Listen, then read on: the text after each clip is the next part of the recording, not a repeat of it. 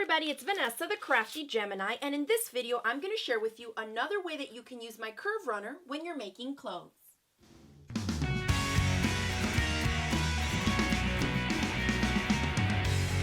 Now in my Westchester Dolman Top free video sew-along, I showed you how I use the curve runner to properly and accurately measure around the neck circumference of the t-shirt so we can get an accurate measurement that we can then use to calculate the neckband strip of fabric that we need to cut out to finish the neck.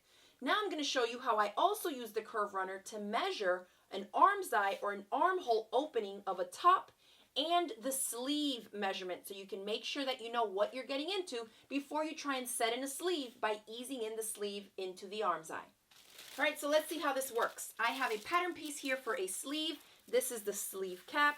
The sleeve, if you've never sewn a garment like this, is this piece, after you cut it out of fabric, gets sewn like this, and then you can see that it starts to look more like a sleeve. This part goes inserted into the armscye of the garment, of the bodice, and this is going to be down to the length of the sleeve, wherever your wrist is or whatever the pattern calls for.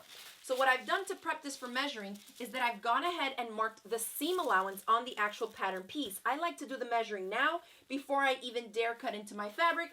Take a couple extra minutes and it will save me a lot of work and headache later on. So I've marked the seam allowance. For this specific pattern, it calls for 5/8 of an inch seam allowance. To mark the seam allowance, and that's this line that you see kind of inside here, I've taken my curvy, and down here you have a smaller ruler that's about 7 inches long. The black line at the top of that little ruler piece is 5/8 of an inch up from here. All right? So not the red line. The red line is 1/2 of an inch, and 1/8 inch more is going to be your 5/8 of an inch. So I just place it here, and because this is curved, you just got to do it little by little. And draw your line, and then turn it so that the edge of the pattern piece is on that 5/8 inch line. If the pattern was 1/2 of an inch, line it up with the 1/2 of an inch and do that. I mean, if the seam allowance was 1/2 of an inch, or 1/4 inch, or 3/8, whatever the seam allowance in that pattern calls for, go ahead and mark it out. Now the reason we do that is because that is where the pattern piece is going to be sewn into the project, and that's going to give you a more accurate measurement when you go to measure with the curve runner. Now what we do is we place the 0 at the beginning here. And now we start to curve and follow the line that we marked till we get to the other side. I've done one full rotation because I see 12. Every time you pass 0, that's 12 inches. And when I get to the other side here, I'm at 10.5. That means I did one full rotation plus 10.5. So that's 12 plus 10.5 is going to be 22.5 inches. Now I jot that number down, and we're going to measure the part that this sleeve is going to connect to see what the difference is in the two measurements. So let's remember 22.5. Now let's grab the bodice pieces. So now here I have pinned together the front and the back bodice piece because I created one arm opening here that sleeve is going to fit into. So this U shape here is what I'm going to measure so that I can then compare it to the first measurement we took. Now notice that I've pinned these on the sides, and what I've done is I placed them just as if they were fabric pieces, pretty sides together, and marked my 5/8 of an inch seam allowance.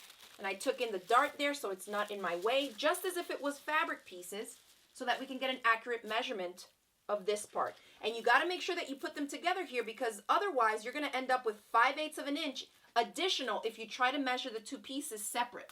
All right, so pin them together so you don't confuse yourself. And then we're going to start the same way that we did with the sleeve. The 0 goes at the beginning of the seam, and we're measuring along the seam line the same way we did the other one. That's why I marked the 5/8 of an inch seam allowance on this one as well. So I did one full rotation, and I have 9.5. So 12 is one full rotation plus 9.5 is going to put me at 21.5. And remember that the difference from this one was 22.5, 21.5. That's only a 1 inch difference. And because I have some sewing experience, I know that 1 inch difference is pretty easy for me to ease in around the entire piece.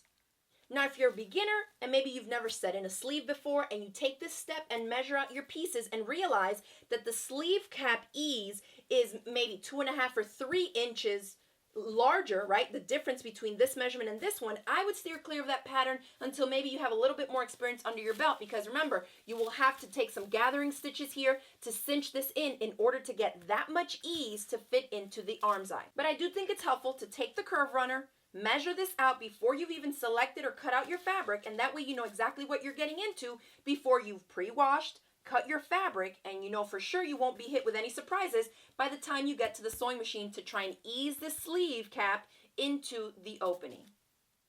And then just for some added information, let me give you a quick breakdown of what exactly these notches represent as far as the sleeve relating to where it's going to be inserted.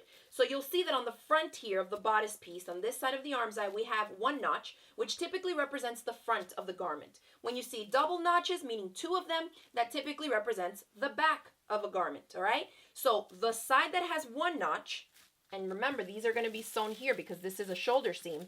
So from shoulder seam where they're going to meet up here to that front notch is what we call the front of the sleeve cap.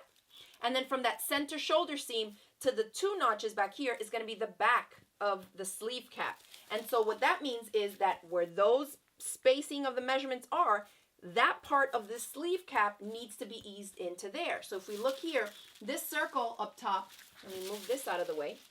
The circle up top here, you'll see that when you mark your seam allowance, that's what that represents, that the seam allowance is going to go right through the center. This is going to be your top, the top of the sleeve where it gets sewn into the shoulder seam. So from shoulder seam, like I just showed you on the other pieces, to the front single notch, this is the front of the sleeve cap. From the shoulder seam to the double notches back here is going to be the back of the sleeve cap. So this piece here to the front is what gets eased in here, and the same thing goes for this part is what gets eased into the back. So if you're a beginner, I would definitely try and get your hands on some patterns that have ease, that sticks to between 1/2 inch to 1 inch or so. It's going to be pretty easy for you to ease that sleeve cap into the arm's eye, especially when you take some accurate measurements using the Crafty Gemini Curve Runner. Now we sell this measuring tool in our online shop, so you can feel free to use the link I've included for you in the description box below, or you can just head on over to our online shop at craftygemini.com/shop. And I hope you enjoyed this video on another way to use my Crafty Gemini Curve Runner tool when you're making clothes. If you enjoyed the video, be sure to hit it with the thumbs up below, share it across the different social media sites, and feel free to share it with your friends on social media. Thanks again for watching. Don't forget to click the subscribe button if you like what you see, and I will see you in the next video.